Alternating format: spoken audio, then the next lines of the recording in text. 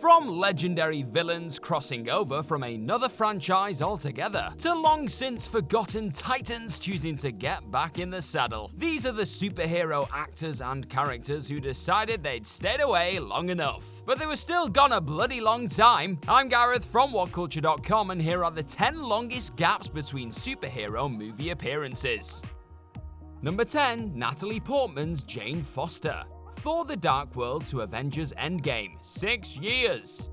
For the longest time, it appeared that Natalie Portman's time as part of the Marvel Cinematic Universe had come to a screeching halt. In the wake of reportedly not being impressed by Patty Jenkins being given the boot from Thor: The Dark World, Portman was said to have not enjoyed the direction her character was taken in that 2013 sequel. A few years later, she was quoted as claiming that she was done with the MCU, so it was safe to assume that we'd perhaps seen the last of Jane Foster alongside her beloved Thor. Then, Portman made a surprising comeback during the time-traveling madness that was Endgame, 6 years on from her last showing as the astrophysicist. Admittedly, her work in the film was stitched together from archived footage, though Portman was on hand to record a few additional lines for the flick. But this return did pave the way for a full-blown Jane Foster comeback in the upcoming Thor: Love and Thunder sequel, with the star now looking set to go full Mighty Thor. Number 9. Ty Simpkins' Harley Keener. Iron Man 3 to Avengers Endgame, 6 years.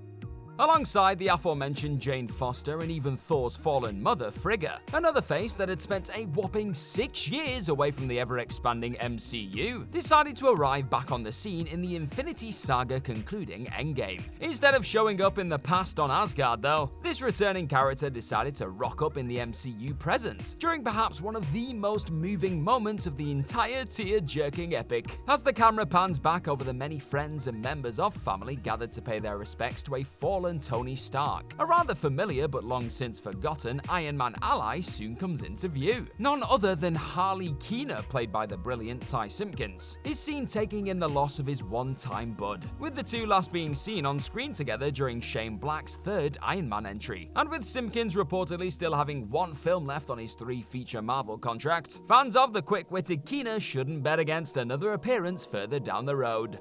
Number 8. Clark Gregg's Phil Coulson. The Avengers to Captain Marvel, 7 years. We're well aware that Agent Phil Coulson had quite the life away from the MCU's big screen offerings in the wake of being dispatched by Loki in 2012's Avengers Assemble. But as we're strictly talking about the longest gaps between movie appearances here, his spell away between the first Avengers flick and Captain Marvel most definitely counts. Because it's my list, I'll do what I want with it. Coming during the MCU prequel that was our introduction to all things Carol Danvers in 2019, a younger, much greener Agent Coulson winds up getting tangled in the drama surrounding Nick Fury and the unknown entity by the name of Veers. Instead of opting to bring in the pair as they fled a S.H.I.E.L.D. force who were convinced Fury had gone rogue, however, Coulson decided to trust his instincts and go against an order to take the future director of S.H.I.E.L.D. dead or alive. It was awesome getting to see a version of the character that was a long way from the all-seeing and no-nonsense force that initially brought the Avengers together, and marked the first time in 7 years that Coulson had made his way onto the big screen. Number 7. Hugo Weaving and Ross Marquand's Red Skull. The first Avenger to Avengers Infinity War, 7 years. Perhaps the most formidable villain to have ever been restricted to just one MCU appearance was always bound to make a highly anticipated return. And while Johann Schmidt was referenced in The Winter Soldier, on the back of being sucked into space by the Space Stone in 2011's first Avenger, fans had to wait a staggering 7 years to see what had actually happened to the former head of Hydra. Popping up during Infinity War, Red Skull was revealed to have been forced to act as the sole Stonekeeper on Vormir. Sure, Hugo Weaving wasn't along for the ride this time around, thanks largely to an earlier Marvel contract dispute. But Ross Marquand helped combine the gravitas of Weaving's performance with an otherworldly type energy that made for a Red Skull that was familiar yet noticeably altered by his time off Earth. Marquand himself has noted how once the Soul Stone is retrieved, Red Skull is essentially free to do as he pleases. Could that signal another return for the Walking Dead star in the future? I, for one, thoroughly hope so. Number 6. Peter Billingsley's William Ginter Riva. Iron Man to Spider-Man Far From Home, 11 years.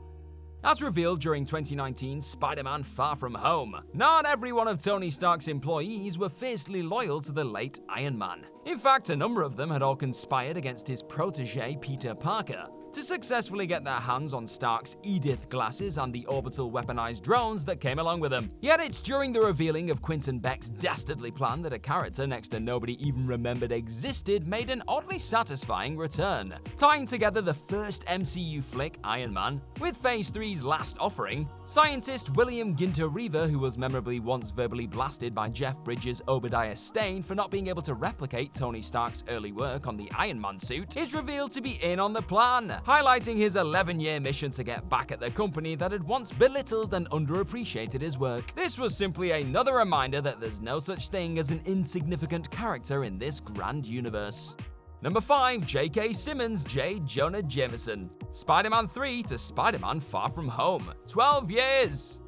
Again, similarly to Clark Gregg's Phil Coulson, J.K. Simmons has actually lent his unmistakable take on the iconic editor-in-chief of the Daily Bugle to various TV shows over the years, with Simmons' J. Jonah Jameson showing up in the likes of Robot Chicken and Ultimate Spider-Man, to name a few. However, there was a solid 12-year spell back there where we didn't see a fully fleshed out live-action Jameson performance from the Academy Award-winning actor on the big screen. Thankfully, that barren period came to a screeching halt during the MCU's second solo Spidey flick in 2019, as Jameson dropped by to completely alter Tom Holland's Peter Parker's life forever, in perhaps the finest post-credit zinger to grace an MCU flick to date. Simmons' live-action Jameson, last seen in Sony's Spider-Man 3 back in 2007, and now hosting the Daily Bugle, reveals the web-slinger's human alter ego to the entire planet. This appears to have set a game-changing series of events in motion, and seems to have paved the way for more Jameson appearances in the MCU going forward. Long may he rail against the menace!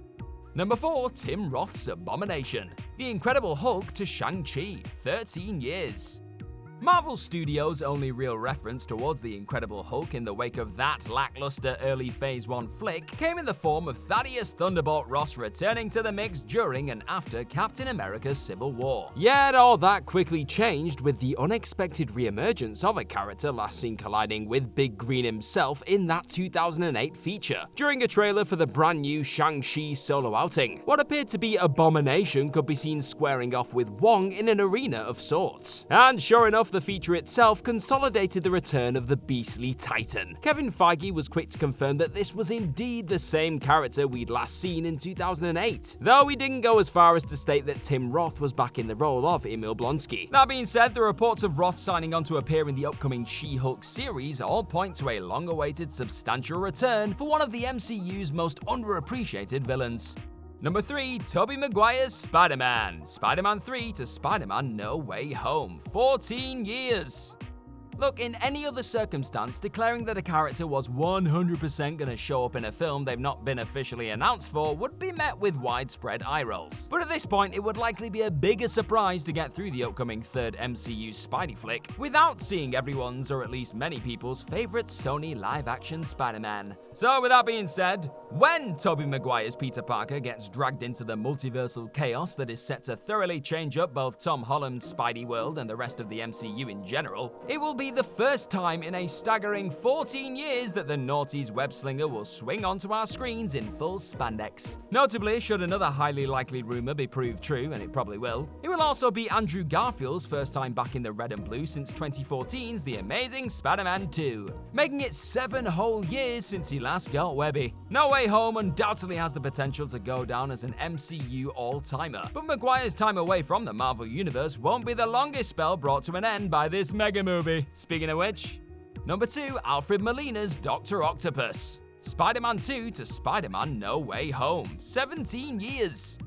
Hello, Peter. And just like that, the entire world thoroughly lost its cool, and subsequently was given months of meme fuel. In all seriousness though, seeing Alfred Molina rock up in the closing stages of the long-awaited No Way Home trailer very nearly broke the internet. And for good reason. Long since classed as one of the finest supervillains ever brought to the big screen, and at the very least the greatest Spidey cinematic nemesis. Fans had been crying out to see Molina dust off his mechanical tentacles for one more round with the wall crawler. Reports had been doing the rounds that Molina had been spotted on set. And the actor himself even let the cat out of the bag during an interview earlier in the year. But that still didn't stop Jaws hitting the floor with the reveal of a Dr. Octopus in the goddamn MCU that looked like he hadn't aged a day since 2004's Spider-Man 2. Seriously, it was insane. A return 17 years in the making will finally be realized in December, along with what also looks like the re-emergence of a certain iconic Goblin last played by Willem Dafoe in the third Sony Spidey flick.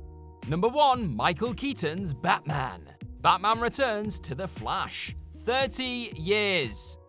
DC saw Marvel's heartwarming reunion of Spider-Mans alongside the greatest hits of his cinematic rogues gallery and raised them a return 3 decades in the making. Yep, you heard that right. With the DCEU set to take inspiration from the iconic Flashpoint comic book storyline, a number of famous faces from the current string of modern DC flicks and a few legends of the past look set to share the screen in 2022's The Flash. And while everyone is excited to see the likes of Ben Affleck's grizzled Batman and of course Ezra Miller's Motormouth Flash stepping back into the DCEU spotlight, the buzz surrounding another returning DC icon is something else entirely. Throwing on the cowl and cape for the first time since 1992's Batman Returns, Michael Keaton will be marauding into frame as the Bat once again in the time-traveling feature, and hopefully getting nuts as Bruce Wayne at some point too. The actor many regard as the greatest caped crusader committed to theaters revealed recently that he'd always thought, I bet I could go back and nail that mother effer. In just over a year's time, you wouldn't bet against him doing exactly that.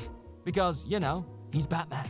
And that's our list. Know of any other long gaps between superhero movie appearances? Let us know all about them in the comment section right down below, and do not forget to like, share, and click on that subscribe button. Also, be sure to head on over to whatculture.com and find some more incredible articles just like the one this video you're watching right now is based on. I've been Gareth from whatculture.com. Thank you very much for watching, and I'm sure I'll see you very, very soon. Bye-bye!